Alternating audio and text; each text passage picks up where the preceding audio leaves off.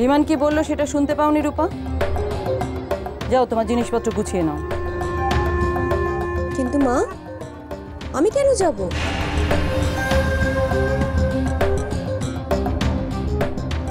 যাবে কারণ তুমি বিমানের স্ত্রী, তুমি ওর সন্তানের মা। আজ যদি বিমান রাস্তায় গিয়ে দাঁড়ায় তোমাকেও সেখানে দাঁড়াতে হবে।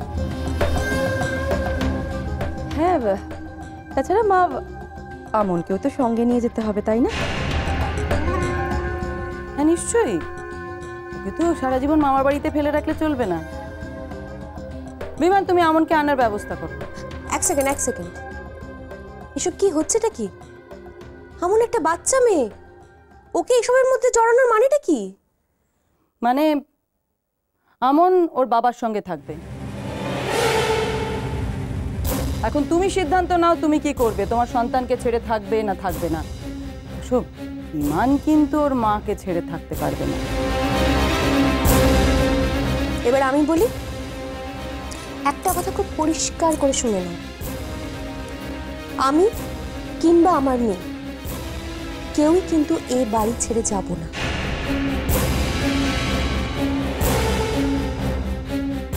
কারণ এই বাড়ি ছেড়ে চলে গেলে ঠাম্মাকে দেখার কেউ থাকবে না। তাই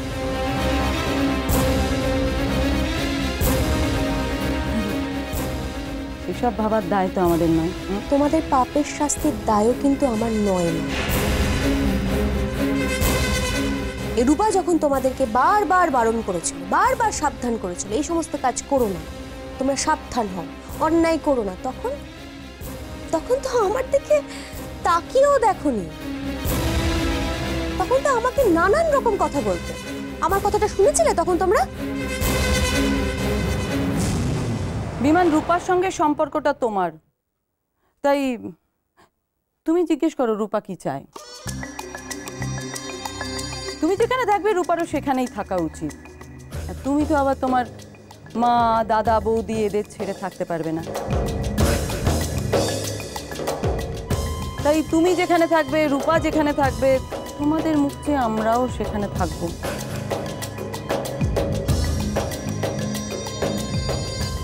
তাই না? আমরা সবাই সেখানে থাকবো। এখন তাহলে রূপাই ঠিক করুক আমরা কোথায় থাকবো।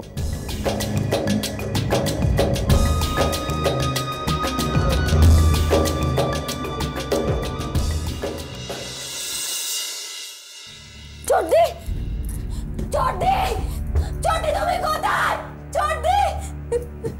ঠাম্মা, ও ঠাম্মা, ঠাম্মা গো, কথা বলো না ঠাম্মা, কিছু একটা বলো। দেখো আমি আলো, কথা বলো না আমার সঙ্গে। কেন এমন করছো তুমি? কেন পাথর হয়ে গেছো?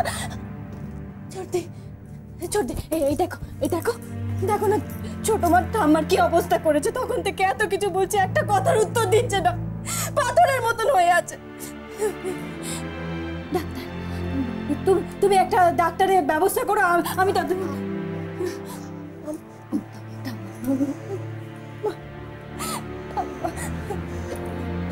না, মানে আমি তো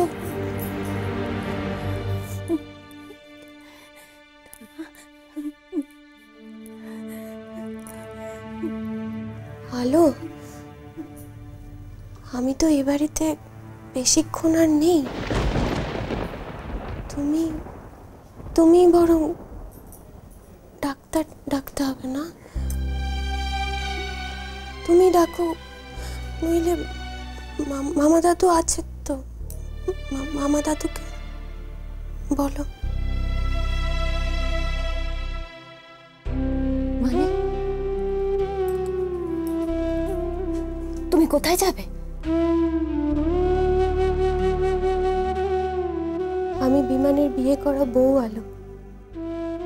বিমান যেখানে যাবে আমাকে তোর সঙ্গে সেখানেই থাকতে হবে, তাই না? তুমি চলে গেলে ঠাম্মা তো একেবারে একা হয়ে যাবে। তোমাদের ছাড়া ঠাম্মা থাকবে কি? ছাড়বে না আমাকে, বিমান ছাড়বে না।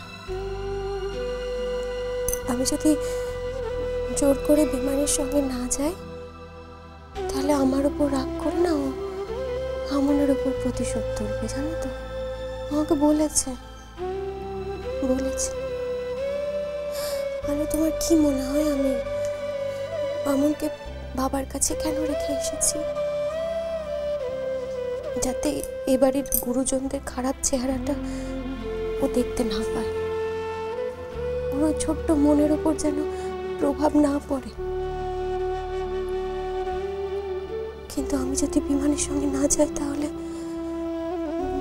বিমান বাবার কাছ থেকে জোর করে আমনকে নিয়ে চলে যাবে, বাবাও কিছু করতে পারবে না।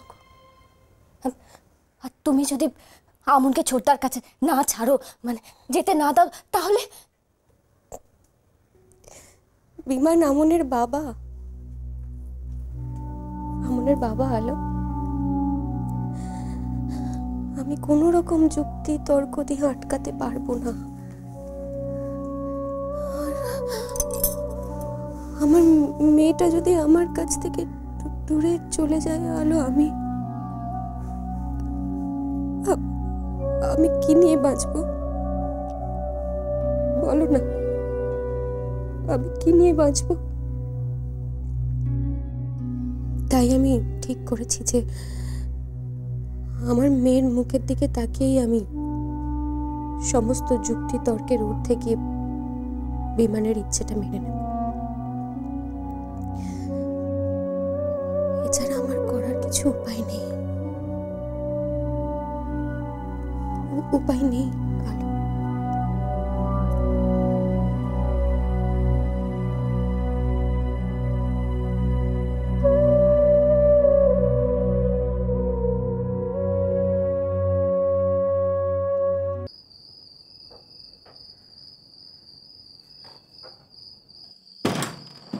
এ শালা কে রে এত জোরে?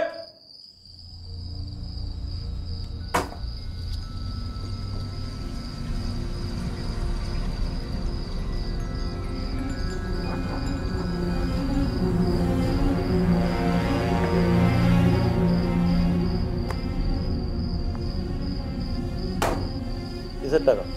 টাকাটা তাড়াতাড়ি নিয়ে আলোর রসিদটা ফেরত দাও।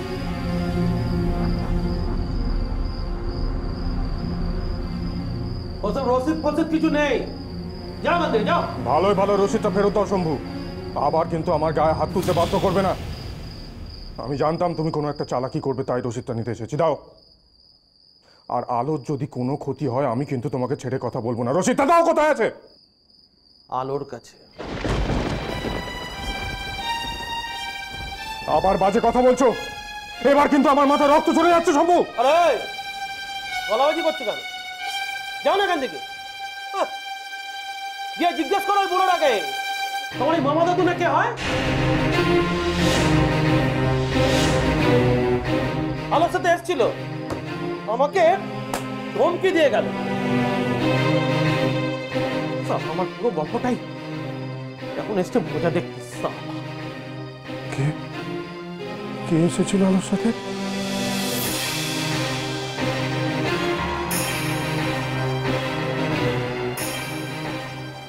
মামা দাদু আলোর সাথে? না না না না, ইয়ে হতে পারে না। আলো মামা দাদু একসাথে?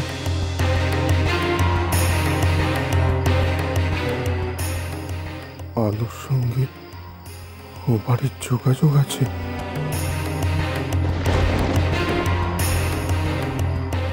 রূপা চলো এখানে, চলো।